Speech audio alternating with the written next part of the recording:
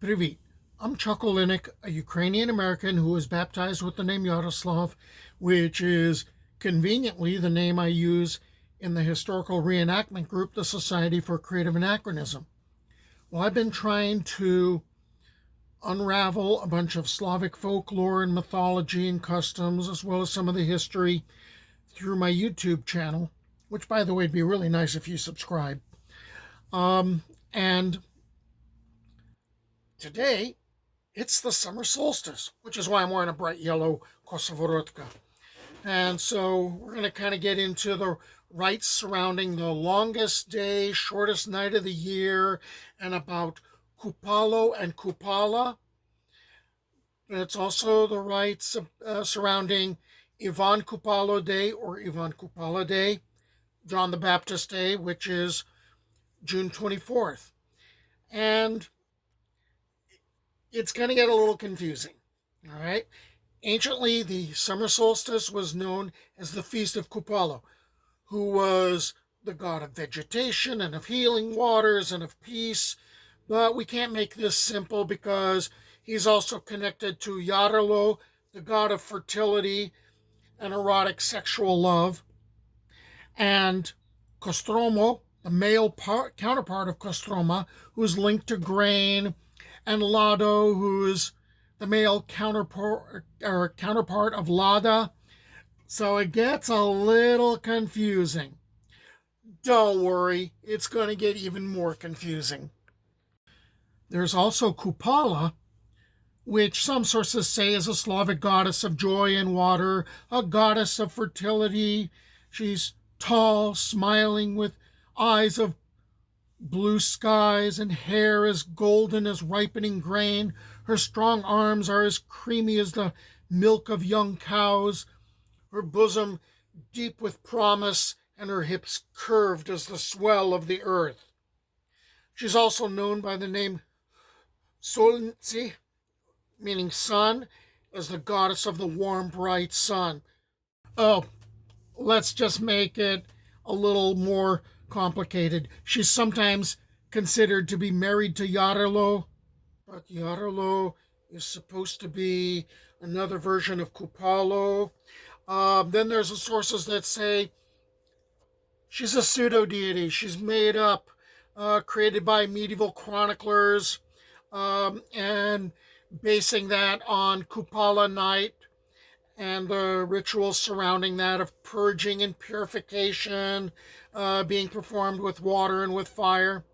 And gender seems kind of fluid here. There's a lot of divine twin stuff too. It's sort of like figuring out the family tree of who's who in Greek mythology, where Zeus is basically sleeping with everybody and he's scattering his seed all over the Mediterranean world. So maybe we ought to take a look at the rituals.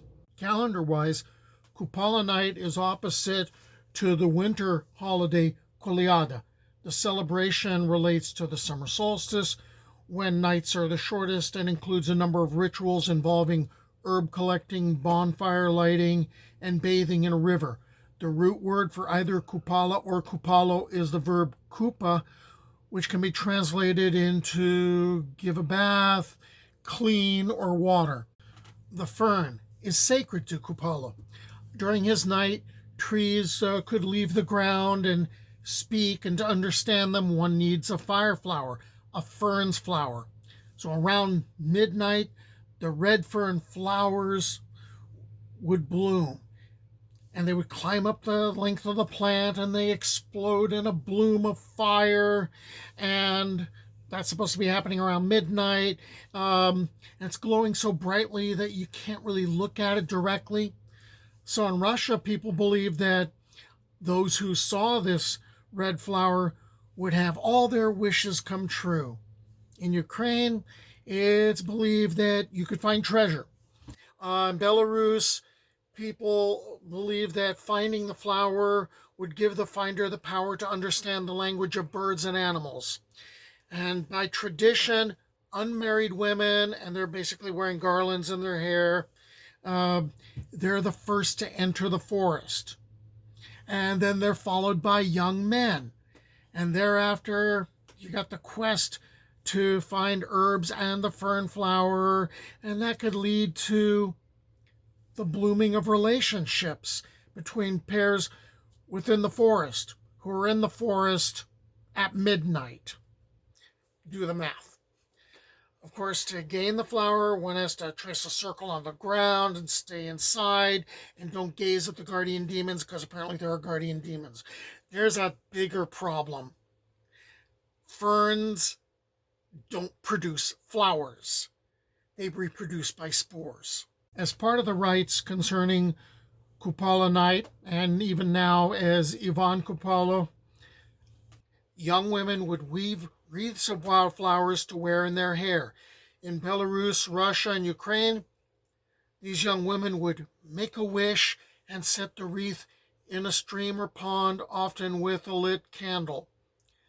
Floating indicated a successful outcome for the wish. Now, the young men could wade into the water to try to catch their wreaths. And if a guy caught a woman's wreath, they became a couple. If not, they remained alone.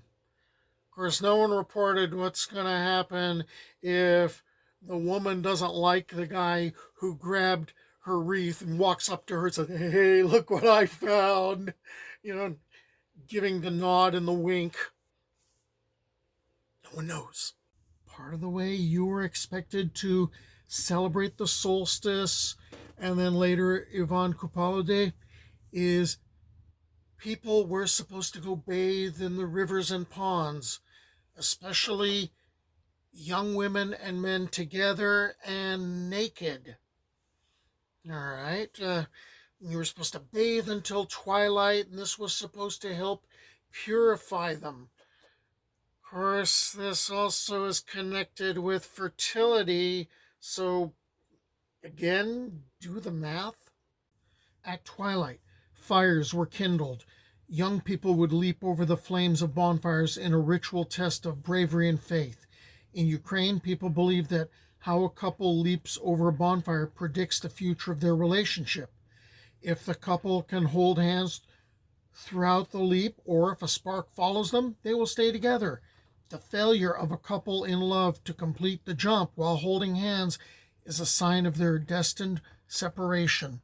People in some Slavic regions consider leaping to signify bravery, faith, or luck.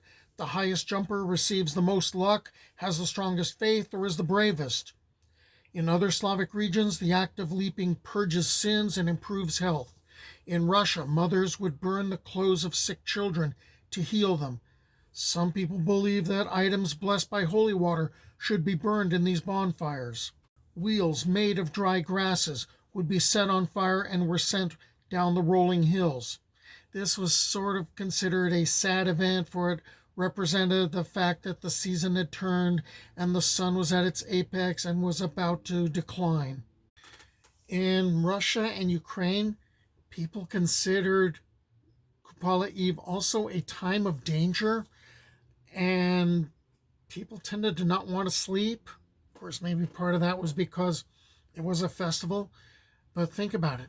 Those fires that were lit, that people have been leaping over, and then there's the burning wheels and all that stuff, they're not allowed to be put out.